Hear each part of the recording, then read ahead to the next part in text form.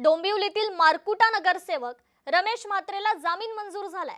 नगरसेवक रमेश म्हात्रेला महाराष्ट्रात मात्र बंदी असणार आहे। जामीन झाल्यावर रमेश म्हात्रेला गोव्यात राहण्याचे आदेश देण्यात आलेले आहेत। आठवड्यातून 3 वेळा स्थानिक पोलीस ठाण्यात हजेरी लावण्याचे देखील निर्देश आहेत। रमेश म्हात्रे सहित सर्व आरोपींनाही जामीन मंजूर झालेला आहे। डॉक्टर मारहाण प्रकरण फास्ट ट्रॅक कोर्टात चालवलं जाणार आहे। अधिक अपडेट घेऊयात आपल्या प्रतिनिधी भाग्यश्री प्रधान आचार्य यांच्याकडून। भाग्यश्री, नगरसेवक रमेश म्हात्रे जामीन मंजूर झालाय, मात्र महाराष्ट्रात बंदी आहे, थेट आता गोव्याला राहण्याचे आदेश देण्यात आलेत। अधिकची अपडेट काय? नक्कीच आपण बघतोय की एक शास्त्रीनगर रुग्णालय आहे डोंबिवलीतलं, तिथे मारहाण केलेली होती डॉक्टरांना आणि त्याच्यानंतर हे वातावरण जे आहे ते त्यांच्या विरोधात पेटलेलं पाहायला मिळालं। या संदर्भात सत्र न्यायालय कल्याण येथे त्यांची केस जी आहे ती सुरू होती। मात्र हे सगळं सुरू असताना त्यांनी जामिनासाठी अर्ज केलेला होता, कारण तिथे त्यांचा जामीन जो आहे तो फेटाळण्यात आला होता, म्हणून त्यांनी उच्च न्यायालयात धाव घेतली होती। मात्र उच्च न्यायालयात देखील बरेच दिवस त्यांना जामीन देण्यास नकार देत होते उच्च न्यायालय पण। मात्र आता जी शेवटची स्थिती आलेली आहे, स्टेज आलेली आहे, त्यानुसार आता त्यांना जामीन मिळालेला आहे। मात्र गोव्यामध्ये त्यांना राहण्यासाठी सांगण्यात आले। खरं तर गोव्यामध्ये राहणार असल्याचं त्यांचे वकील जे आहेत त्यांनी सांगितलं की आम्ही गोव्यामध्ये राहू शकतो का, त्याच्यावर न्यायालयाने असं सांगितलं की तुम्ही गोव्यामध्ये राहू शकता। अंजुना नावाचं तिथे पोलीस स्टेशन आहे, तिथे तुम्ही रोज आठवड्यातनं 3 दिवस जाऊन आपली हजेरी नोंदवायची आणि या सगळ्या अटी शर्ती पाळायच्या, आणि या जर अटी शर्ती पाळल्या गेल्या नाहीत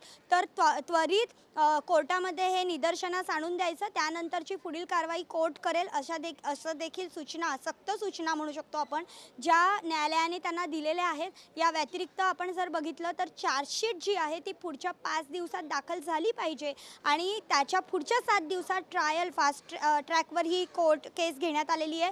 त्यामुळे 7 दिवसामध्ये ही ट्रायल जी आहे ती सुरू झाली पाहिजे, अशा पद्धतीच्या सूचना देखील न्यायालयाने केलेल्या पाहायला मिळतात। न्यायमूर्ती रवींद्र घुगे जे सध्या प्रभारी मुख्य न्यायमूर्ती म्हणून उच्च न्यायालयात आहेत, काम करतात, त्यांनी हे आदेश दिले। त्यांच्याबरोबर जे दुसरे न्यायाधीश होते ते न्यायमूर्ती गौतम अंखड हे न्यायाधीश होते।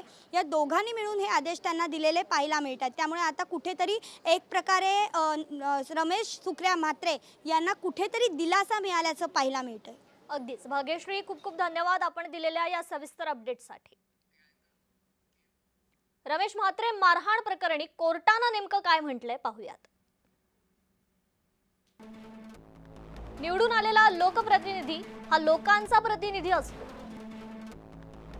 लोकप्रतिनिधीनं लोकांची सेवा करणाऱ्या कर्मचाऱ्यांना मारहाण करणं गंभीर आहे।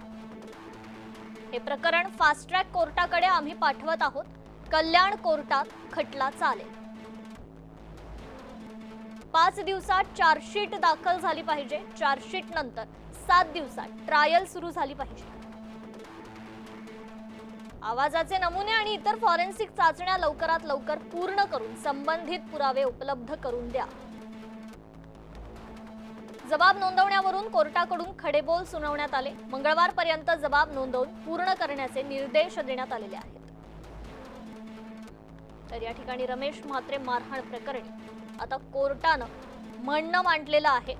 महाराष्ट्रात मात्र आता रमेश म्हात्रेला बंदी असणारे गोव्यात राहण्यासाठी निर्देश देण्यात आलेले आहेत।